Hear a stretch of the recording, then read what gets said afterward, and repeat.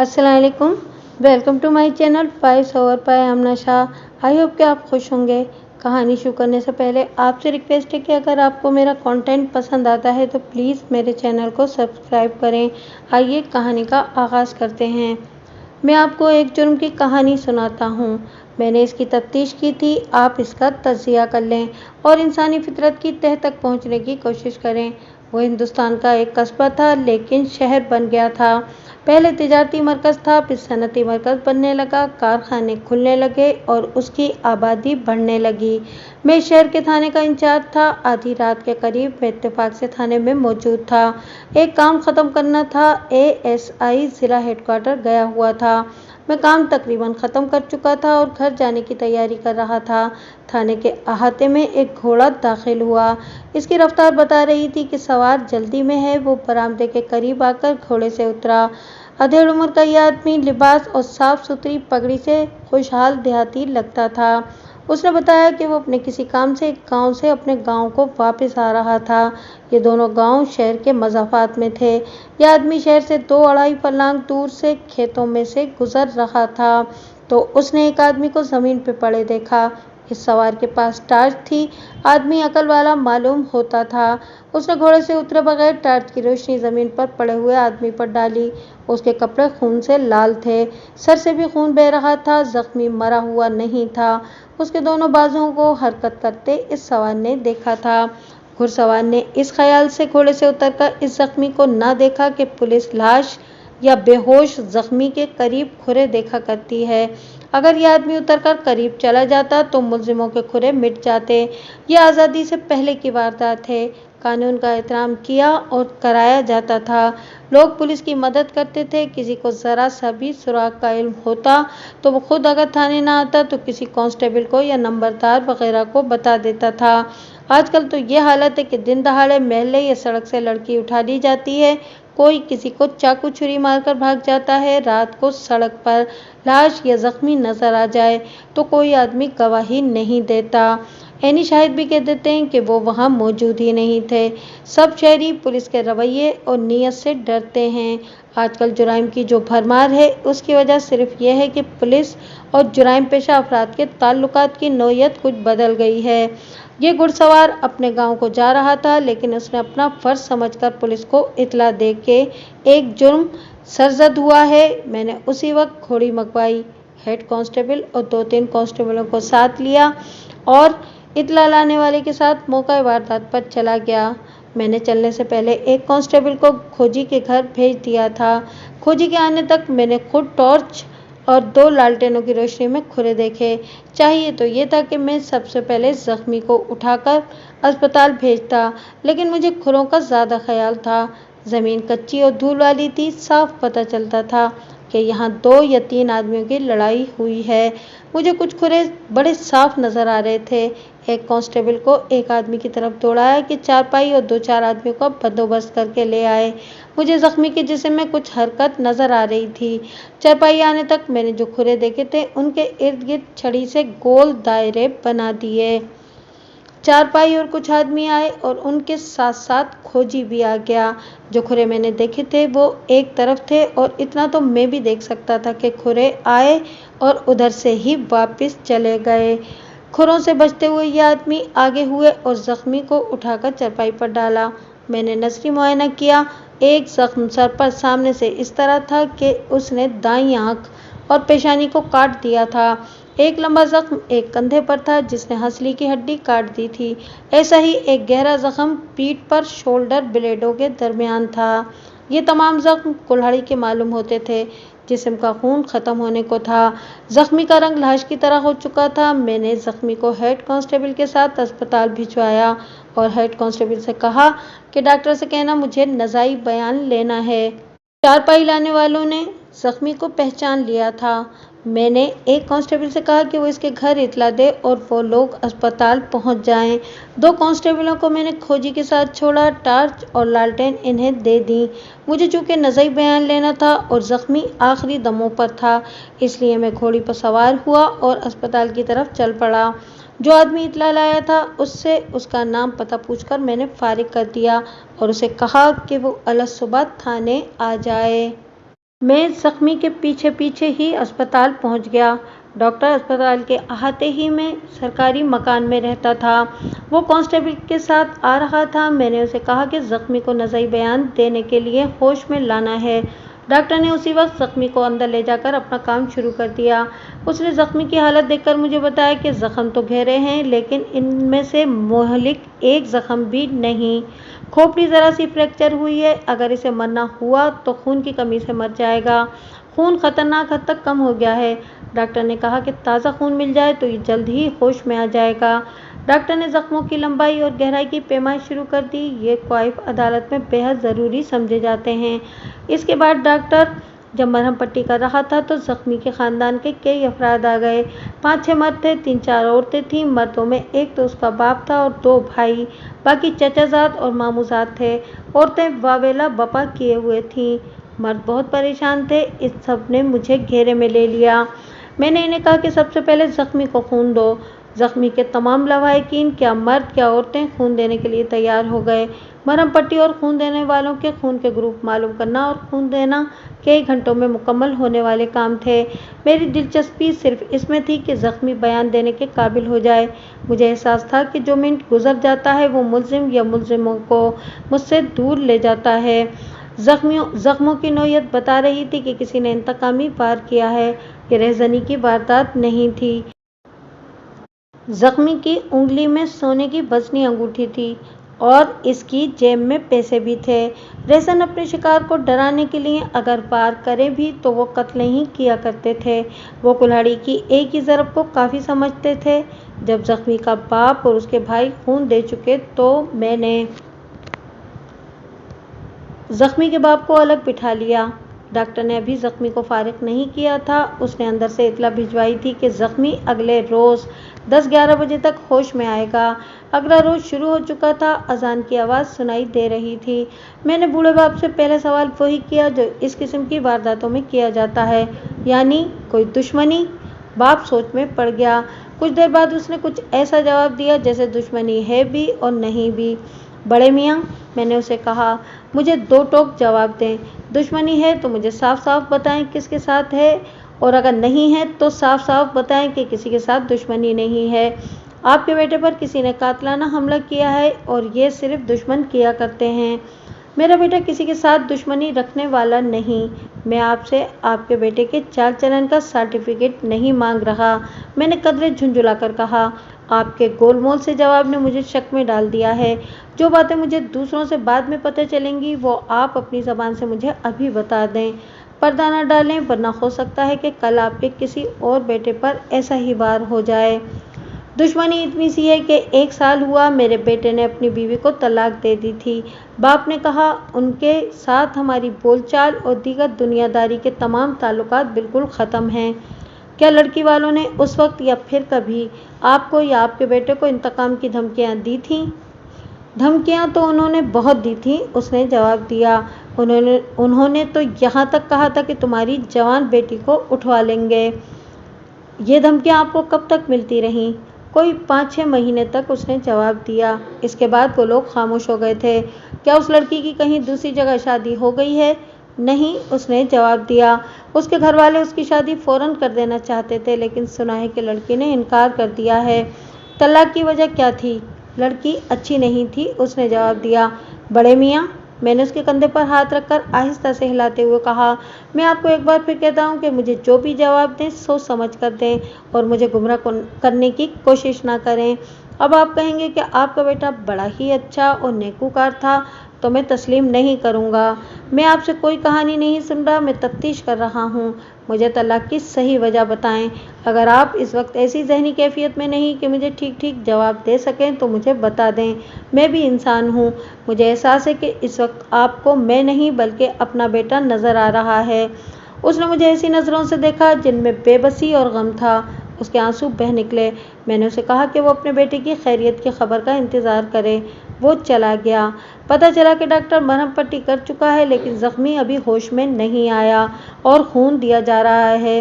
میں نے زخمی کے بڑے بھائی کو بلایا اور اس سے وہی سوال پوچھے جو میں اس کے باپ سے پوچھ چکا تھا۔ جواب دینے کی بجائے اس شخص نے اپنے بھائی کا انتقام لینے کی باتیں شروع کر دیں اور وہ یہاں تک کہہ گیا کہ آپ تفتیش کریں نہ کریں، میں اس شخص کو زمین کے نیچے سے نکال لاؤں گا جس نے میرے بھائی پر ہاتھ اٹھایا ہے۔ اس شخص کے اس انداز اور رویے سے میں نے یہ رائے قائم کی کہ یہ لوگ شریفوں میں سے نہیں۔ میں نے ایسا انداز اختیار کر لیا جیسے میں بھی اس سے ڈرتا ہوں۔ میں نے اسے کہا کہ اسے تو معلوم ہوگا کہ اس کے بھائی کا دشمن کون ہے، جو کوئی بھی ہے اس کی لاش آپ کو مل جائے گی۔ اس نے جواب دیا، مجھے نہیں بتاؤ گے کہ وہ کون ہے؟ میں نے ڈرے ہوئے کمزور سے آدمی کے لہجے میں پوچھا۔ آپ کو پتہ چل جائے گا، اس نے مجھے واقعی ڈرا ہوا سمجھ کر جواب دیا۔ میں نے اس کے کندھے پر ہاتھ رکھ کے زور سے جھنجھوڑا اور کہا، تم اپنے باپ سے نہیں ایک تھانے دار سے بات کر رہے ہو، میں تفتیش کر رہا ہوں، تم مجھ سے مجرم کو چھپا رہے ہو، کون ہے وہ فوراً بتاؤ۔ جسے میرے بھائی نے طلاق دی تھی اس کے بھائیوں کے سوا اور کون ہو سکتا ہے؟ اس نے جواب دیا۔ 1 سال بعد انہیں اب انتقام لینے کی کیا سوجی ہے؟ میں نے پوچھا، کیا اس سے پہلے انہیں تمہارے بھائی پر قاتلانہ حملہ کرنے کا موقع نہیں ملا تھا؟ ان کے سوا ہمارا کوئی دشمن نہیں، اس نے جواب دیا۔ میں نے محسوس کر لیا تھا کہ یہ لوگ ابھی مغموم ہیں اور بھڑکے ہوئے بھی ہیں، اس لیے ان سے ابھی کام کی بات نکلوانا ذرا مشکل ہوگا۔ میں نے اسے کہا کہ ابھی وہ چلا جائے اور اپنے دماغ پر زور دے کر سوچے اور ادھر ادھر سے پوچھے کہ اس کے بھائی کا دشمن کون ہے۔ 2-2.5 گھنٹے گزر گئے تھے، ابھی زخمی ہوش میں نہیں آیا تھا۔ ڈاکٹر نے پورے یقین کے ساتھ کہا تھا کہ وہ زندہ رہے گا، خون کی کافی مقدار دی جا چکی تھی اور کوئی بھی زخم مہلک نہیں تھا۔ مجھے اسپتال ہی میں رکنا پڑا۔ تھوڑی دیر بعد کھوجی میرے پاس اسپتال میں ہی آ گیا۔ اس نے موقع واردات پر اور اس سے کچھ دور دور تک جو کھرے دیکھے تھے وہ اپنی اصطلاحوں میں بیان کیے۔ میں آپ کو صرف ضروری کھرے سناتا ہوں جو اس نے وہاں دیکھے تھے۔ ایک تو میں آپ کو پہلے ہی بتا چکا ہوں، زمین پر ایسے نشان تھے جن سے پتہ چلتا تھا کہ زخمی پر حملہ کیا گیا تو اس نے مقابلہ کرنے کی یا بچنے کی کوشش کی۔ 2 کھرے صاف طور پر ملے، ایک مرد کا اور ایک عورت کا تھا۔ یہ اس زمانے کا ایک زنانہ سینڈل تھا۔ کھروں میں مزید سہولت یہ ہو گئی کہ مرد کے دائیں پاؤں کی جوتی کے نیچے تلوا مرمت کرایا ہوا تھا۔ یہ ٹکڑا الگ تھلگ نظر آتا تھا۔ یہ دونوں کھرے وہاں تک گئے جہاں میں نے زخمی کو پڑے دیکھا تھا، وہاں سے دونوں کھرے واپس چلے گئے اور کچی زمین سے گزر کر پکی گلی میں داخل ہو گئے۔ پکی گلی میں کھرا تلاش کرنا عام طور پر ممکن نہیں ہوتا۔ دوسری طرف ایک کھرا اور نظر آیا۔ پتہ چلتا تھا جیسے یہ کوئی آدمی تھا جو ادھر آیا اور اس نے یہاں زخمی کو پڑے دیکھا اور وہ ڈر کر واپس چلا گیا۔ یہ کھرا صاف نہیں تھا، بہرحال میں نے اسے نظر انداز نہ کیا۔ عورت کا کھرا یہ کہانی سناتا تھا کہ اس واردات کے ساتھ کسی عورت کا بھی تعلق ہے۔ یہی ہو سکتا تھا کہ یہ عورت زخمی کے ساتھ تھی اور عورت کے خاوند یا بھائیوں نے انہیں موقع پر پکڑ لیا، لیکن یہ سراغ کچھ الجھا الجھا سا تھا۔ میں کھوجی کے ساتھ پھر موقع واردات پر چلا گیا۔ ایک کانسٹیبل اور ایک چوکیدار کھروں کی رکھوالی کے لیے وہاں موجود تھے۔ میں بھی کھروں کے متعلق کچھ سمجھنے لگا تھا۔ میں نے جب اس مرد اور عورت کے کھرے دیکھے تو میں نے کھوجی سے کہا کہ کھرے بتاتے ہیں کہ یہ دونوں بڑے اطمینان سے چلتے ہوئے موقع واردات تک آئے ہیں اور اسی طرح اطمینان سے واپس چلے گئے ہیں۔ اگر عورت غیر مرد کے ساتھ پکڑی جاتی تو اس کے کھرے اس طرح نہ ہوتے، اسے مارا پیٹا اور گھسیٹا جاتا۔ اس صورت میں کوئی پاؤں کہیں پڑتا اور کوئی کہیں، یہ چال قدرتی نہ ہوتی۔ موقع واردات سے تھوڑا ہی آگے کھڈ شروع ہو جاتے تھے۔ کھوجی نے مجھے وہاں بتایا کہ مرد کا جو کھرا ہے وہ ان کھڈوں کی طرف سے آیا ہے۔ میں نے وہ کھرے بھی دیکھے جو کھڈوں کی طرف سے آئے تھے، وہ یہی کھرا تھا جو عورت کے ساتھ تھا۔ میں نے ان کھروں کے مول تیار کرنے کی ہدایت جاری کر دی۔ صرف کھروں سے ہی مجھے سراغ نہیں لینا تھا، میرے پاس اور ذرائع بھی تھے۔ میں آپ کو پہلی کہانیوں میں بتا چکا ہوں کہ پولیس کے لیے مخبری کرنے والے کون ہوتے ہیں۔ ان میں چرسیوں اور بھنگیوں کے علاوہ شہر کے معززین بھی شامل ہوتے ہیں۔ یہ خوشامد کا ایک طریقہ ہوتا ہے جو پولیس کے لیے فائدہ مند ثابت ہوتا ہے۔ میں وہاں سے چلنے لگا تو ایسے 2 معززین میرے ساتھ چل پڑے۔ میں سمجھ گیا کہ یہ واردات سے متعلق کوئی بات بتائیں گے۔ میں نے خود ہی ان سے پوچھا کہ یہ واردات کیسی ہے؟ بختیار، زخمی ٹھیک آدمی نہیں، ان میں سے ایک نے کہا۔ اس کے ساتھ ایک نہ ایک دن ایسا ہونا ہی تھا۔ آوارہ آدمی ہے، ذرا کھل کر بتائیں کہ اس میں کیسی آوارگی ہے؟ میں نے کہا۔ اور وہ اگر ٹھیک نہیں تو اس میں کیا خرابی ہے؟ ان دونوں نے باری باری بولنا شروع کر دیا۔ वो एक दूसरे को लुक़्मे देते रहे और जो बात मेरे सामने आई वो यूँ थी कि बख्तियार की बीवी अच्छी लड़की थी। अगर सांवला रंग नुक्स है तो ये नुक्स उसमें मौजूद था। उसके नक्श अच्छे थे। उसमें एक कमज़ोरी ये थी कि वो शरीफ ख़ानदान की लड़की थी। उसके 2 बड़े भाई थे, बाप भी था। ये अपनी इज़्ज़त को बचाए रखने वाले लोग थे। बख्तियार ने इस लड़की में शादी के बाद ज़रा सी भी दिलचस्पी न ली। दूसरे महल्ले में बख्तियार के रिश्तेदारों का एक घराना था। उसकी 2 बहनें जवान थीं, दोनों खासी खूबसूरत थीं और उनकी रंगत गोरी थी। इन बहनों के 2 भाई भी थे, एक की उम्र 14-15 साल और दूसरे की 17-18 साल थी।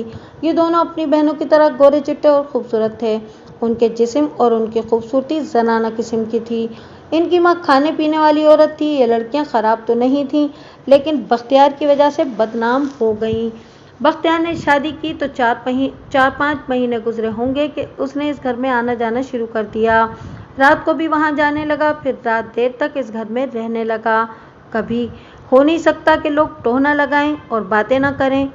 दोनों बहनें तो बदनाम नहीं थीं। उनकी माँ को महल्ले बिरादरी वाले अच्छी औरत नहीं समझते थे। लोगों ने इस किस्म की बातें मशहूर कर दी कि बख्तियार अपनी बड़ी बहन के पास, जिसका नाम अनवरी था, जाता है और अनवरी की माँ ने बख्तियार से कहा है कि वो अपनी बीवी को तलाक दे दे और अनवरी के साथ शादी कर ले। बख्तियार का कारोबार बड़ा अच्छा था, आमदनी बहुत थी। लोगों के कहने के मुताबिक उसकी आमदनी का अच्छा खासा हिस्सा इन लड़कियों की माँ हज़म कर रही थी। बख्तियार की बीवी अक्सर अपने माँ बाप के घर रहती थी। बख्तियार न कभी उसके साथ गया, न कभी उसे अपने घर लाने को गया। शादी को 2 साल होने को आए तो बख्तियार ने अपनी बीवी को तलाक दे दी। अब लोगों को यकीन हो गया कि बख्तियार अनवरी के साथ शादी करेगा, लेकिन दिन गुजरते चले गए। बख्तियार ने शादी न की। एक बात यह भी मशहूर हुई कि बख्तियार बड़ी की बजाय छोटी बहन के साथ शादी करना चाहता है। छोटी बहन का नाम राहिला था। आखिर ये दिन आ गया कि बख्तियार पर किसी ने हमला किया। तलाक और कातिलाना हमले में तकरीबन 1 साल का वक्फा था। क्या बख्तियार की बीवी या करीबी रिश्ते के मर्द इतने दिलेर हैं कि उन्होंने तलाक का इंतकाम लिया हो? नहीं, मुझे जवाब मिला। उनमें इतनी हिम्मत होती तो तलाक के फ़ौरन बाद इंतकाम ले लेते। उन्होंने बातें तो बहुत की थीं, लेकिन कुछ कर नहीं सके थे और ना ही कुछ करने की उनमें ताकत थी। ये दोनों मुअज़्ज़िज़ीन बोलते जा रहे थे। मैं बज़ाहिर सुन रहा था, लेकिन मैं दरअसल सोच रहा था। बख्तियार की बीवी के लवाहिकीन को मैंने ज़हन से उतार दिया था और ये सही था कि इन्हें अगर इंतकाम लेना होता तो बहुत पहले ले चुके होते। मैंने इन दोनों आदमियों की बातें सुन ली, लेकिन ये सब सुनी सुनाई थीं। मैं उनकी हर बात को सच नहीं मान सकता था। आप जानते हैं कि लोग राई का पहाड़ और बात का बतंगड़ बना लेते हैं। स्कैंडल गढ़ना हमारे माशरे का बहुत बड़ा हुनर है और यही तफरीह है। फिर भी इन दोनों आदमियों का ममनून था कि उन्होंने मुझे बड़ा कीमती सुराग दे दिया था। मेरे पास शामिल तफ्तीश करने के लिए कुछ अफराद आ गए थे। ये अनवरी और राहिला के दोनों भाई थे। इन पर मुझे ये शक हुआ कि जैसा कि मुझे बताया गया था, उनका याराना बदमाशों के साथ था। ऐसा इम्कान मौजूद था कि इन दोनों में गैरत जाग उठी हो और उन्होंने अपने बदमाश दोस्तों से बख्तियार पर हमला कराया हो। ये इसी सूरत में मुमकिन था कि इन भाइयों ने बख्तियार को अपनी किसी बहन के साथ नाज़ेबा हरकत करते देखा हो। मेरा ये शक बड़ा ही कमज़ोर था, क्योंकि इन लड़कों के चाल चलन और जिस्मानी हालत के मुतालिक मुझे जो कुछ बताया गया था, इसके पेश नज़र इन दोनों में इतनी गैरत और जुर्रत नहीं होनी चाहिए थी। मैं जब थाने के करीब पहुंचा तो ये दोनों मुअज़्ज़िज़ीन मुझसे रुखसत हो गए। थाने में दाखिल होते ही मुझे इत्तला मिली कि ज़ख्मी, जिसे पुलिस की इस्तिलाह में मज़रूब कहा जाता है, होश में आ गया है। मैं वहीं से अस्पताल को दौड़ पड़ा। अस्पताल करीब ही था। मैंने डॉक्टर को साथ लिया और मज़रूब के पास जा बैठा। उसे जो ताज़ा खून दिया गया था, उसकी कुछ सुर्खी उसके चेहरे पर आ गई थी। आदमी जवान और खूबरू था। मुझे उसका आधा चेहरा नज़र आ रहा था। जिस तरफ माथे और आंख पर ज़ख्म था, वो तमाम चेहरा पट्टियों में छुपा हुआ था। उसकी जो आंख सही थी, वो उसने ज़रा सी खोली। मैंने हमदर्दी और शफ़क़त के लहजे में उससे पूछा कि वो कुछ बेहतर महसूस कर रहा है या नहीं। मैंने उसे तसल्ली और दिलासा दिया और पूछा कि वो बयान देने के काबिल है या नहीं। उसने सर हिलाकर बताया कि वो बयान देगा। क्या तुम पर्चा चाक कराना चाहते हो? मैंने बख्तियार से पूछा। हाँ, उसने जवाब दिया। पर्चा तो मैं ज़रूर कराऊंगा। जिसने मुझ पर हमला किया है, वो तो दरअसल मुझे कत्ल कर गया था। कौन था वो? मालूम नहीं, उसने जवाब दिया। किसी पर शक? नहीं, उसने जवाब दिया। वो नहीफ आवाज़ में बोल रहा था। उसे बोलने में कुछ दिक्कत सी महसूस हो रही थी, इसीलिए मैं इस कोशिश में था कि ज़्यादा से ज़्यादा मुख्तसर बात पूछूं और वो भी मुख्तसर जवाब दे। अब तो मुझे भी यकीन हो गया था कि वो ज़िंदा रहेगा। बख्तियार भाई, मैंने कहा, मैं तुमसे ज़्यादा बातें नहीं कराऊंगा। मैं खुद ही बता दो कि तुम पर यह वारदात कैसे हुई। मुझे खुद पता नहीं चला कि मुझसे किसी ने क्या लेना था। उसने कहा, मैं घूमते फिरने के लिए खेतों की तरफ चला गया था। अचानक मुझे अपने पीछे किसी के कदमों की आहट सुनाई दी। मैं घूमा तो मेरे माथे पर कुल्हाड़ी पड़ी। मैं चकरा गया। इसके बाद मुझे इतना ही याद है कि कुल्हाड़ी का दूसरा वार मेरे कंधे पर पड़ा। मैंने महसूस किया कि मेरी हंसली कट गई है। फिर मेरी आंखों के आगे अंधेरा छा गया। मुझे अपने गिरने का भी होश न था। तुमने उस आदमी को देखा तो होगा, मैंने कहा। बेशक आजकल रातें अंधेरी हैं, लेकिन अंधेरे में भी करीब खड़े आदमी के कद-बुद का अंदाज़ा हो जाता है। उसका कद कैसा था? जिस्म भारी था या दुबला पतला, या कोई ऐसी निशानी जो तुम्हें नजर आई हो? कुछ ऐसा याद आता है कि उसका कद मुझसे कुछ कम ही था, उसने कहा। इससे ज़्यादा मैं कुछ नहीं देख सका, क्योंकि पीछे को मुड़ते ही कुल्हाड़ी मेरे माथे पर आ लगी। क्या तुम अपने ससुराल के किसी आदमी पर या अपनी मुतालिका बीवी के भाइयों पर शक नहीं करोगे? अगर वो इतनी जुर्रत और इतनी ताकत वाले होते तो मैं उनकी लड़की को तलाक देने की कभी जुर्रत न करता, उसने जवाब दिया। उनके दिलों में मेरी इतनी दुश्मनी होगी कि वो मेरी मौत की दुआएं करते होंगे, लेकिन ना मैं उन पर शक करता हूँ, ना आप इन्हें मुश्तबा समझें, उन्हें अपने दिमाग से निकाल दें। बख्तियार से मुझे बहुत कुछ पूछना था, लेकिन मैंने इससे ज़्यादा उसका बयान ना लिया। उसकी एक वजह तो ये थी कि उस पर गुनूदगी तारी होने लगी थी और कमज़ोरी इतनी कि वो बड़ी मुश्किल से बोलता था। दूसरी वजह ये कि वो दो मोअज़्ज़िज़ीन ने मुझे बख्तियार के चाल चलन के मुतालिक जो कुछ बताया था, उसकी तस्दीक बख्तियार से नहीं कराई जा सकती थी। ये पस मंज़र मुझे दूसरों से ही मालूम करना था। मैंने उसका जो बयान कलमबंद किया था वो उसे पढ़कर सुनाया। डॉक्टर ने उससे पूछा कि उसके बयान में कोई चीज़ गलत या फालतू तो नहीं लिखी गई। उसने कहा कि उसका बयान बिल्कुल सही कलमबंद किया गया है और वो इससे ज़्यादा कुछ नहीं कहेगा। मेरे कहने पर उसने अपने बयान पर दस्तखत कर दिए। फिर डॉक्टर ने इस बयान के नीचे लिखा कि ये बयान उसकी मौजूदगी में रिकॉर्ड किया गया है और इसमें वही कुछ लिखा है जो मजरूब ने कहा है, और ये भी कि बयान देते वक्त मजरूब पूरी तरह होश में था। बख्तियार का बाप और भाई वार्ड के बाहर बैठे थे। मैंने उनसे भी पूछा कि वो पर्चा कराना चाहते हैं। उन्होंने कहा कि उनके नाम से मुकदमा दर्ज किया जाए। मैंने इनसे एक बार फिर पूछा कि जिस किसी पर इन्हें मामूली सा भी शक है उसका नाम पता दे दें। उन्होंने कहा कि इन्हें किसी पर शक नहीं। क्यों पहलवान, मैंने बख्तियार के बड़े भाई से कहा, तुम्हारे जहन में कोई आदमी है जिसके मुतालिक तुमने कहा था कि मुझे उसकी लाश मिलेगी? क्या आप उसका नाम बताओगे? मेरा शक बख्तियार के सालों पर था, उसने जवाब दिया। लेकिन अब जब पता चला है कि बख्तियार को खुदा ने ज़िंदगी दे दी है तो मैंने ठंडे दिल से सोचा है कि वो लोग इतनी जुर्रत नहीं कर सकते। अब मेरा किसी पर भी शक नहीं। मैं उन दोनों को अपने साथ थाने ले गया।